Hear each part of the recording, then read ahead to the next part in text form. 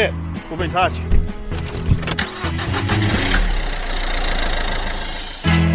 It's rolling. It's Dave O'Neill here on the Debrief, and I've just done a gig with Randy, the purple guy. Yes. How are you, Randy? I'm really good, Dave. How are you? Yeah, good. I'm very excited to be getting a lift with you. You're very funny. Don't crash. Do you think I'm going to hit that car? No, you missed it. You're all good. This is great. This is like Dave in cars talking to comedians about that's right. comedy. That's right. And someone said to me the other day, oh, your show's got a bit of noise on it. Jerry Seinfeld one that has no noise in it at all. I'm like, yeah. Yeah, well, he's got $1 million microphones. That's exactly what I said. Yeah. I said, the budget of his show would be massive. You realise that? This is like... It's just me. This is some mid-90s Triple R technology you got going. This is exactly here. right. I thought you were going to crack out the mini disc. The mini disc? When we got in. Oh, my God, I used to use mini discs. Me too. And it was a good time. That's where I first met you. Yes. Triple R. The Triple R days. Triple R, when you were a young person. When I was a young purple guy. You used to come and watch me do the show, also Bucko with Vic Plume. That was a great show. And Al Parks. You know what, actually, that show, also Bucko and probably The Cheese Shop, and the young ones, probably. But, I love the young ones. As far as radio, you guys were, I was a little country kid. Yep. And used to tune in every Sunday to Also Bucko. Yep. You beauty roast goat. Oh, beauty roast goat. That's my now listening. partner who says that on that thing. Oh, no shit. Yeah, that's Kieran. That's her saying your beauty roast goat. Oh. Anyway, this conversation... Anyway, no one cares. How was the gig? Gig was this great. is a fucking debrief. This is a debrief, you're right. But I'll just say that I do meet... Also Booker was a show I did on Sundays with Vic Plume on Triple R we did it for about 8 years. And the Parks Man. And I still meet Also Booker fans. Anne Edmonds. She was a big Also Bucko fan. That makes sense. She used to come to the live broadcast and Yeah. stuff and said she was obsessed by Bandicoot. Oh, Bandicoot. Who was one of our correspondents who... We just used to have listeners latch onto us, and we were so desperate for admirers. Yeah. They became friends of ours. I think Vic lived with Bandicoot for a while. Probably. And he used to live in a shed on the Tyab airport. He was a loose unit. Yeah, he was like a mega bogan with Yeah. the classic beard and... Oh, he was a character. Bandicoot. I think he lives on a boat now. I think I saw that on Facebook. He would. The Bandicoot on Facebook. Why would he not live in a on a boat? The gig tonight, now. Okay, let's get serious. Okay, Randy, we've got the Bandicoot chat out of the way. Yeah. Ask me the questions. Randy. Yeah, you seem to go on a lot of... Do you have a lot of anger, maybe? You know what? I realised tonight that I do have gear that is quite angry. And funny. Quite ranty. Yeah, but when you put it all back to back, what I normally do is I write an hour that's actually got a bit more colour and movement and dark and light and shade and fucking whatever. And then when I pull all the bits out that are like clubby bits, and when you whack them all together, I'm just an angry purple guy, angry young man screaming at people. And I was a bit of a loose. Speaking of loose units, I was a bit of a loose unit tonight, Dave. You were good though. I went a little bit all over the shop. How old are you, Randy? Like, I think you're young because I just see the connection you have with like people say under 30. Yeah, no, I'm older than that. Are you older than 30? Yeah, I'm 37. Oh, okay. Yeah, I've been around for a bit. I've been doing stand-up for nearly 15 years. Wow. Not as long as you, Mr. 27 years on the circuit. 27 years. Mate. What a glorious... Man and boy. What a glorious 20... As you pointed out to the young people there tonight, what did you say to the young people? I said, give me a shout if you're under 27. Yeah. And then they went, and I said, Dave O'Neill's been doing this for longer than you've been a Yes. people. That is weird to think about. Than you've been a person. How did you start out, man? What was your first gig? The Last Laugh, La Joke. See, that's pretty sweet. I wish I could say something like that. Where was your first gig? I feel like my first gig, I know my first gig was at Dante's on Gertrude Street. Yeah, I remember that. Yeah. It's like an open mic night. It was actually like a cabaret night. I was on the bill for that. And then I think my second gig was The Wrong Night, which used to be run by Kate McLennan. Yeah, right. And Josh Cameron and Mandy Mannion used to run this night called The Wrong Night. And you could do wrong stuff. It was like you were encouraged to do stuff that was... Some of the shit was... brutal. Wouldn't really probably get away with it today. Even some of that sort of sketchy stuff that happens now. It was pretty hardcore. But it was good fun. It was a good fun gig. And actually, I did another Wrong Night not long after that. And that's where I met my good friend and comedy husband, Sammy J. Yeah, right. Is that where you met? Yeah, I was hosting the wrong night, and he was on the bill doing his Skinny Man musical comedy shenanigans, and we had a bit of mutual appreciation, and then we ended up on the same bill together at the Butterfly Club for another gig, and he was hosting, and I was on stage at the same time. I got him to play along on piano, and we started mucking around together. Oh my God, so it actually happened on stage? It was organic, yeah, and then the owners of the club were like, Sammy had a season booked at the Butterfly Club but hadn't written anything for it, and so he said, do you want to just come around and we'll try to write some jokes, because we worked well on stage together. And I think actually the owners of the Butterfly Club, Neville and Dave, were like, you guys work well together, you should do a thing. And so we just started writing together, and that's how it formed. That's how it formed. How long ago was that? That was we've been working together for over 10 years. It was maybe 11 years ago. Again, I knew Sammy J before he started comedy. Weirdly, his sister is a good friend of my partner's sister. Oh, really? Yeah. And so I hadn't met him, but I'd heard about him because, they're in quite an extraordinary family, as you'd be well aware. Yes. They're all high achievers. Yes. There's a classical musician. There's quite a few of them, and I knew the sister. Yeah. Right. And then we both worked on Let Loose Live. Oh my God, you were on Let Loose Live. Yeah, I was on Let Loose Live. Were you on air? Yeah, I was on air. Yeah. So this was a very short-lived show on Channel 7. It went for 2 nights. Oh God, that was insane. And they spent so much money. Who was meant to be? They had a special guest host every episode. Yeah, so it was William McGuinness the first week, then Tom Williams the second week. But wasn't it meant to be? Who was it meant to be the third week? Guy Sebastian. That's right. It was Guy Sebastian. And he wasn't coming in. They axed gave him a call. They axed it. That's right. I remember writing jokes about Guy Sebastian and Shannon Knoll. I remember that. Wow. And so I met Sammy there, and we wrote some sketches together. He was very young then. Yeah, he was super young. He would have been losing his tiny mind over that opportunity, because it was a good cast, wasn't it? Yeah, it was an amazing cast. Wasn't it was your Mark Downeys and your... Yeah, there was the classic.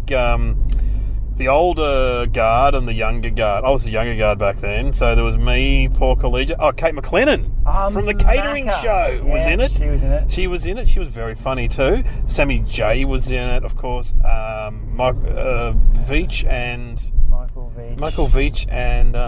was Magda in it? No. Peter Moon. Maybe. Yeah, Peter Moon was definitely in it. But anyway, as the guy in the fruit shop said, I saw your show. Was that like a one-off special? I'm like, yep. Yes, it was. Yes, it was.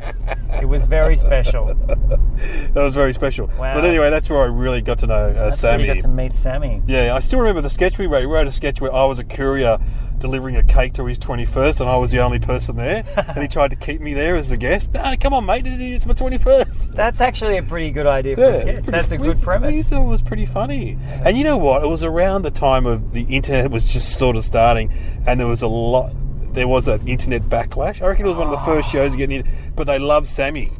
Oh, wow. Yeah, because the theory was, they're all nerds, and they just thought, because Sammy did a nerd character. Right. This show is shit, except for that nerd character. I like that. Then again, maybe he was just really good. We could relate. So, yeah, anyway, that's... I love that you got to use this phrase, that was when the internet was just starting. That's fucked. Well, when I did Triple R and you used to come in as a young person and sit on the floor. And call up every weekend and heckle. Yeah. So sometimes we turn up the studio and you and your sister would be there. Can we come in and watch? We were doing fills around. We actually filled in for you guys. Oh, wow. We did a fill for you guys once, and also one for... was it Talk Is Cheap? Was that James's show? Yeah, Talk Is Cheap, yep. Talk Is Cheap, Angela, all right. Yeah. And I think we filled in for a couple of twangs back in the day. But anyway, there was no internet back then. No. So when we did radio, there was no feedback. The only feedback you got was people would ring up occasionally, and then you'd do a live show and people would turn up and talk to you, but there was no interaction at all. No. Whereas these days, it's like, give us a text, oh, you hate us, what? Yeah, tweet. Oh, you love us, yeah. Oh. Yeah, see, this is why, and I mean, this is going to sound pretty curmudgeon-y, but, tonight, a lot of my ranting on stage was a little bit, probably, the reason I'm angry is probably because I'm just a bit out of the loop now, Dave. Really? Well, I'm not really, but I don't have a smartphone. I noticed your phone before. Yeah, I don't... And also, you nor Sammy are on Twitter, is that right? No, we're not on Twitter. He had a Twitter account for a while because he was tweeting about the... Oh, that's right. He had a Twitter account about the fact that he was going to do a tweet. and then then his tweet got confiscated by customs on his way through an airport, and then he had a whole campaign about free the tweet. So he used Twitter for a while, but just pretty much as a bit of a gag. But right. I've never been on the Twitter. Don't have the Instagram or any of that shenanigans. No, you're more old school. I think our television program, Ricketts Lane, which you can watch on iView. Hey, I've been watching it. It's on late night on ABC. Oh yeah, right. Really? Yeah, I've seen it recently. Oh, good on them. Oh, it's funny. They gave it a run on the air, did they? Awesome. Yeah. Don't worry. I did a gig in a prison the other day in Loddon Prison. Yeah, you talked about this on stage. I did Loddon Prison. That's awesome. And this guy goes, any questions at the end? And this guy goes, when's Randling coming back? Which was a show on the ABC which I was on with Anthony Morgan, hosted by Andrew Denton.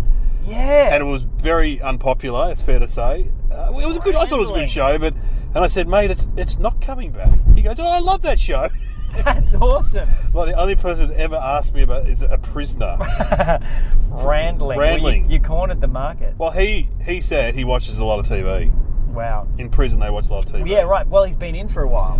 He had been in for a while because he said, do you know this comedian? I went, yeah, I know that comedian. He goes, I went to school with him.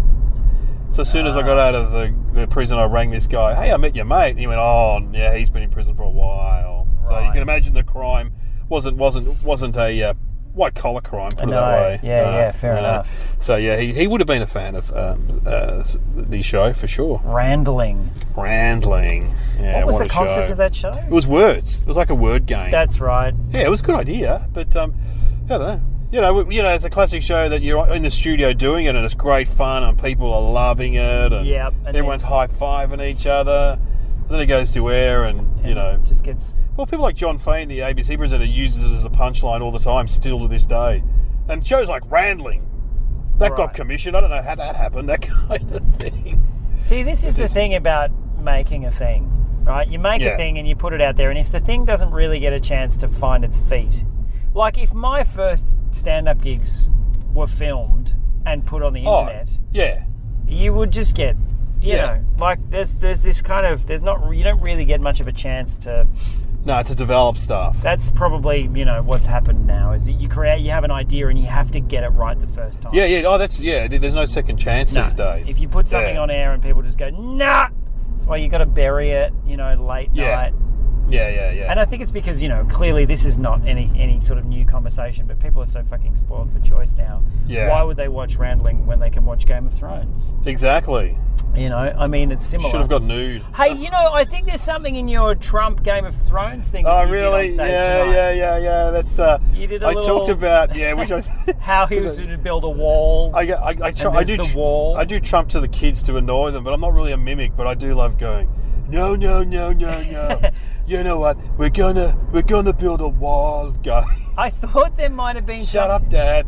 I thought it was based on the fact that didn't he say something today about unleashing fire and? Did he really? Yeah. Oh, I didn't know that. He's going to unleash fire and fury on North Korea. Well, the awesome joke I did was that I think Donald Trump has been watching Game of Thrones to get his ideas. Like, the wall is a great. Stop the white walkers. Yeah, there's something in that. It's a great idea.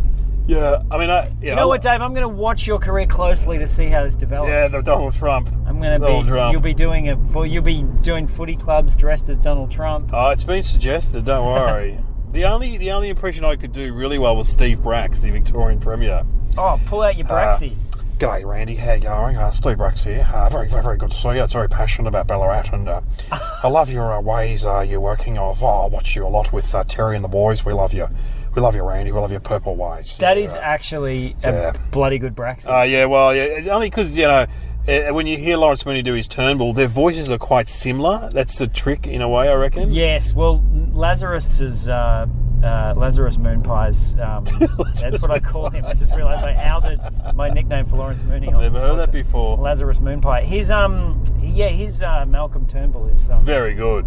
It's pretty good. In fact, when I heard Turnbull, I think he sounds like Mooney. Did you pull out your Braxy as often as he pulls out his Turnbull when Braxy was in... Right. Yes. Okay. I had a routine. I used to do it on the radio. I'm going to need to get myself a politician. Yeah, can you do impressions, Randy? Well, not really. I don't think I've ever done any. You've got a good voice, though. You've got thanks, Dave. You've got quite... It's quite a nasally... Yeah, but you've got quite good timbre in your voice. I can hear, as they say in the radio world. Yeah. You've got good timbre. Got good timbre. Got good timbre. Is that how you managed to work in radio for so long? Because of your timbre? Not really. What was your last radio gig? Oh, man, I filled in on the ABC. Yes. A lot of fill-ins on the ABC. I feel like we got interviewed by you. Yes. On Yeah, you the probably ABC. did. Yes. Probably did. Yeah. So Do you miss it? Do you miss radio? Nah. No, not really. Do you miss the money, Dave? The money, yeah. But ABC money, as you know, is not that good. No. It's not that good. But no, I mean, I started off on public radio and there was no money then. No. And we just did it because we loved it. We loved radio. Radio has survived, which is interesting. It's survived the internet. Well, yeah, because it's digital now. Yeah. So there's more... There's a lot of choice. And there's podcasts like this now. Yeah, exactly. And also... and God knows people are going to be downloading this. Oh, man. Get inside. Well, Randy, you don't really hear Randy getting interviewed. You know what? I've got to say, Dave, you just hang a left here, mate. Yeah. I've got to say, I don't do podcasts. No, I've never heard you on the podcast. No, I don't. I think I've done one. I think me and Sammy did Little Dum Dum once, and that's actually it.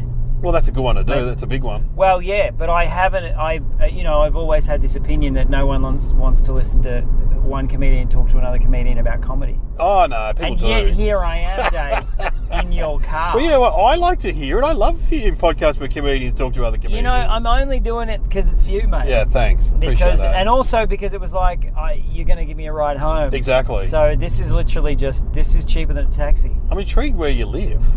Like, you don't live far from where we were. No, hang a left here. Hang a left here. Okay, here we go. Yeah, interesting. You're going to get to see my house, which is... Well, I heard a rumour that you were still living in the house where you filmed your showing. I did live there. That you just took over the lease. I did take the lease over. That's fantastic. And I lived there for a year, and then I realised that I was living on my own in a 3-bedroom house in Reservoir, and woke up one morning and decided that it was a bit crazy. It was a massive block. That house was on like an acre. It looked big from the TV show. There were fruit trees and veggie garden. There was like a full mini market garden in the back. Did it ever happen where a fan or someone walked past and saw you and went, oh my, he really lives That's there? the guy. No, yeah, you know what I used to do? I did like Neighbours style Ramsay Street tours. Yeah. This is where we shot this scene. Yeah. And this is it, everyone. This is where just in me undies, just walking around the front lawn, going, "Get off my lawn!" Pretty much. It wasn't a happy time. No. Making that TV show was a happy time. It would have been fun. It was a real hoot. Would have been fun. Wait until you see our next project, Dave. What is your next project? It's called Randy is currently labouring in the daytimes to pay the rent. That sounds like a reality TV show. Randy spent the day digging holes in a backyard in Coburg. Wow. That's what my new show is. You've always been a very fit person. You weren't fit. I don't remember you being fit when you were 14. No, because I was on the bongs. Ah, right. I was punching cones like a mad dog. But now you're like you'd be fit. You're vegan, aren't you? Yeah, I'm a clean living. Yeah, you don't drink? But no booze. You're not Christian? No, I'm not Christian. No. Oh, what about, we've got to talk about the time that I came to your school and I was thinking about this. You and Brad Oakes and Merrick Watts. Merrick Watts, that's right. And Merrick did a gag where he used to do this gag about buying his Mother's Day. Were you still at school then when we performed at St. Mary's? No, it was Sacred Heart. That's it, Sacred Heart. I was there in Kyneton. Yeah, don't out me that much, but yeah. And then I walked. Merrick did a bit where he talked about Mother's Day and turning up and his mother opening the door, and the tag was flowers. I thought you said marijuana. Do you remember that? Yes. That was my best Merrick. See, there you go. I can do Mez. All I can remember. No, you can do come on. I'll just do Mez. That can be my off. Yeah. All I can remember that it was in a gym, and we stood in the middle of the gym with a microphone, and there were some nuns there. There were nuns. Sister and Mary. I think you organised it. No, a woman, Miranda, her name was. She's a champion. She organised that gig. Oh, just coming up on the left. Oh, mate, we're running out of time. That's hilarious. Merrick and Brad. And Brad Oakes, the great Brad Oakes, is coming up on the podcast very soon. Yeah, man. Good times. Look, this has been a trip down memory lane. Well, this is my house. Well, that's amazing. Do you like it? You live in a house. Yeah, that's it right there. It's beautiful. We'll be back in a sec. Hey, this episode of The Debrief is brought to you by Sheba. It's a great rideshare app where all the drivers are women. That's right, every single driver is a woman. So set up your account by downloading the Apple or Android app, and multiple users can use the one account. Enjoy the one account. And also, this is a great idea for dads like myself. You can set up an account for your daughters.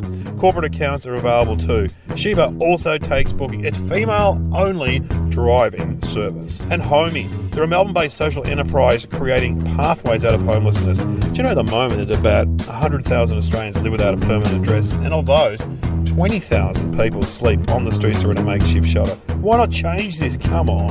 Go to www.homie.com.au. Okay, back to the program.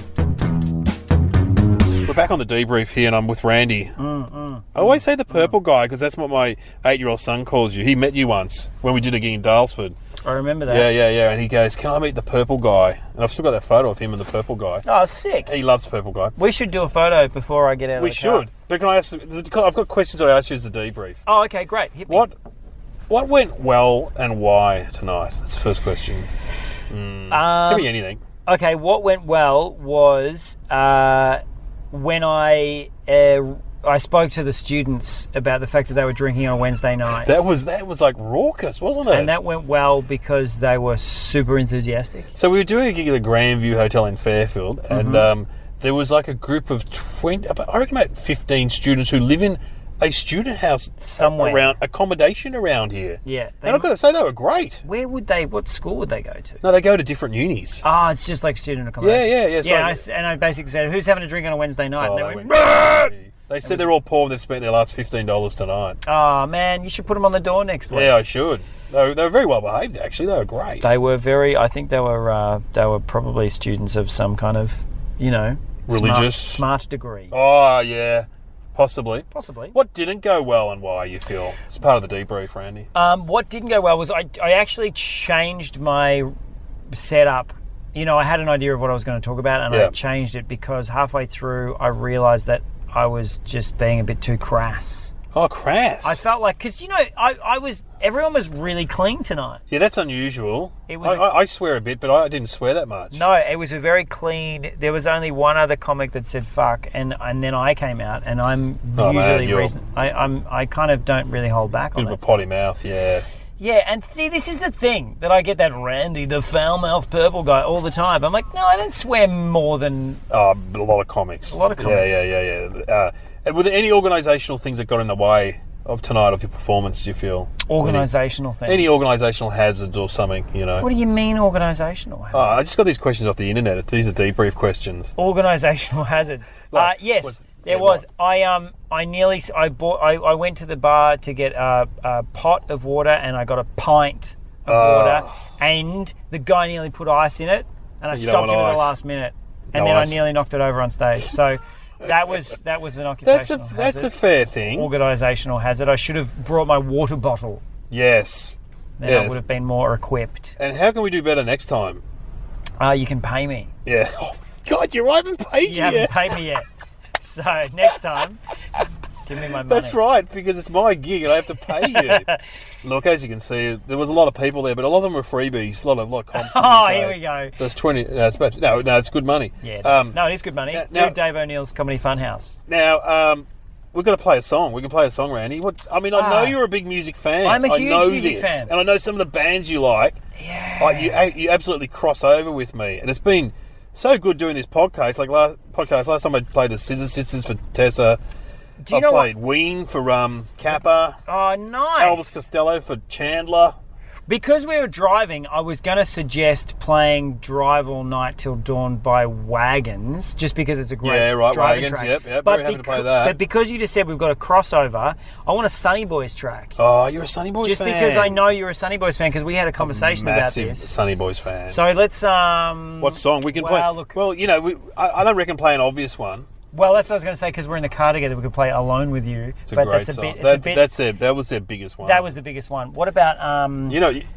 So This Is Real. That is a great song. This Is Real. That's from the second album. Yep, all right. So This Is Real. Yeah. Have you seen them since they've come back? I have. I saw them at the Forum when they did the show, where they played their keyboards and stuff. Yeah, and they played a huge chunk of the doco beforehand. Oh, yeah, that doco is great. Yeah, and then out they came. Yeah, I saw them at the Corner when they first came back. Yeah, wow. And they played a new song first, which was a mistake, let's be honest. It was a mistake. But I asked Peter, the bass player, he said, that's what Jeremy, his brother, wanted to do. Right, so I just Come went along out with with Jeremy. But it was hilarious because I hadn't seen the Sunnyboys since I was like quite young, and it was just like they'd aged overnight. Like, two of the guys have got white hair now. It was like, oh my God. It is weird. But they look the same. They look exactly the same. Yeah. Fantastic. All right. So, Sunnyboys, this is real or it's a sunny day? It's a sunny day. Well, it was a sunny day today. Yeah, let's do it. It's a sunny day because it was a sunny day today in the middle of winter. Let's think of Randy digging holes in Coburg. This was me digging holes in Coburg. It's a sunny day. Good on you. Thanks very much. And I was going to say you can find Randy on social media, but you can't find him anywhere. I've got a Facebook page. Oh, you got a Facebook page? Yeah, I don't administrate it, but it's there. There's someone doing it. Someone's doing it for me. Okay, cool. Yeah, I occasionally put something on there. Okay, well, there's a photo of me and Jane Krakowski on there at the moment. What, from 30 Rock? Yeah. You met Jane Krakowski? Yeah, I was in Montreal last week with Jane Krakowski. Hang on a minute. Well, how can we stop we're the done. interview? Please just tell me about Montreal. Montreal quickly. was awesome. Yeah, it was. So you were there without Sammy? Or? Yeah, no, I went solo. I did a couple of solo shows, and then I did a gala, and I kicked it with. And how'd it go? How'd the gala go? It was really good, man. Was it one of those really big ones? Yeah, it's like 3,000 people in the room. Oh my God! And who was hosting? Jane Krakowski. Wow, that's amazing. And who did you have to go on after? Or I followed. Oh no, she came out. Jen Kirkman was on. Oh my God! And then and then Jane came out and did a little bit, and then I went. But Kirkman gave me a gift because she walked out on stage and said, "Oh, these shoes are really uncomfortable. Sorry, I'm just going to take my shoes off. Do you mind if I take my shoes off? The producers are going to hate it, but I'm taking my shoes off." And then she did her set, and then I came out afterwards and said, "Actually, my shoes are uncomfortable too. Do you mind if I just take them off?" And because you can't see my bottom half, everyone went, "Ha ha! That's fantastic." Hey, his nose doesn't have any legs. And what material did you do? I'm so intrigued. I actually did some old gear. Yeah, well, you would. Because I wouldn't be doing new stuff at Montreal. No, but it was 7 minutes. So I did. That's quite a long spot, though, for TV. Yeah, it was good. I did 3 bits and sort of mashed them together. It was good. That's fantastic. So surely while you're digging holes in Coburg, you're just waiting for the phone to ring. No, I'm waiting for Montreal to pay me. But also you're waiting for that agent to go, "Hey, Randy, I love what you did. I know funny, and you're funny. God. You're kind of like, you got your own show. Just come over here." Dude, yeah, hopefully. No, we'll see. What was the gala? Did it have a title? Was it the alternative one, or was it was the Jane Krakowski gala. Jane Krakowski? Yeah. Was she funny? She is actually funny. She's great on that show. Yeah, she's talented. She sang songs. She was. She's like old school kind of. Yeah, vaudeville-ish. Proper, multi-talented human. That's so exciting. Yeah, it was really cool. Wow, I'm going to get my photo with you in a minute. It's just been such a disappointment for you. No, dude. You're way better than the Krakowski. Yes, the Krakowski, as you call it. Well, that's so exciting. You did Montreal. That's great. That's cool. Yes, Montreal 1 week, Fairfield the next. Story of my life. So the lies. Yes, you've been listening to Dave O'Neill on the Debrief, and keep downloading, keep listening, and keep it locked. Yes, keep it locked, man. Been chatting to Randy.